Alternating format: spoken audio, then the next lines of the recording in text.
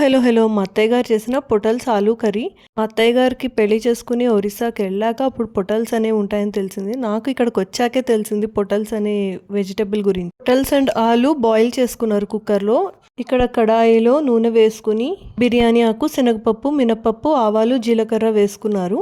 అవి కొంచెం ఫ్రై అయ్యాక అందులో ఇంగు వేసుకున్నారు. సో పోపు వేగాక అందులోకి సన్నగా తరిగిన ఆనియన్స్ వేసుకున్నారు. యాక్చువల్గా ఎప్పుడు పేస్ట్ చేసి వేస్తారంట. రీసెంట్గా చేసినప్పుడు పేస్ట్ చేయడం మర్చిపోయి అలాగే వేశారు. సో మాకు అదే నచ్చి మేము ఇప్పుడు కూడా అలాగే అడిగాము. పొటల్స్ చూడడానికి సేమ్ దొండకాయ లాగా ఉంటుంది, కానీ చాలా పెద్దగా ఉంటాయి అనమాట. ఒక టిప్, ఆనియన్స్ లోకి లైట్ గా షుగర్ వేస్తే మంచి కలర్ వస్తాయంట. ఇందులోకి వెల్లుల్లి కూడా వేసుకుంటారు. అయితే అత్తయ్య గారికి స్మెల్ ఇష్టం ఉండదు, అండ్ వెల్లుల్లి లేకుండా కూడా చాలా బాగుంది. సో వెల్లుల్లి అవాయిడ్ చేశారు.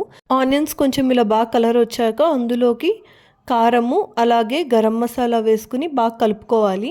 రీసెంట్గా చేశారని చెప్పారు కదా, టేస్ట్ అయితే నాకు చాలా నచ్చింది.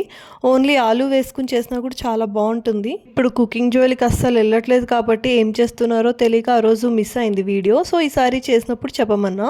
ఆనియన్స్ బాగా ఫ్రై అయ్యాక వాటర్తో సహా ఉడికించుకున్న ఆలు అండ్ పొటల్స్ వేసేసారు. అందులోకి పసుపు కూడా యాడ్ చేసుకుని బాయిల్ చేసినప్పుడే కొంచెం ఉప్పు అయితే వేశారు. ఇంకా ఇప్పుడు ఏమైనా అవసరం అయితే వేసేసుకుని బాగా కలిపేసి మూత పెట్టుకోవాలి. వాటర్ కన్సిస్టెన్సీ కొంచెం తగ్గి అదంతా దగ్గర పడుతుంది.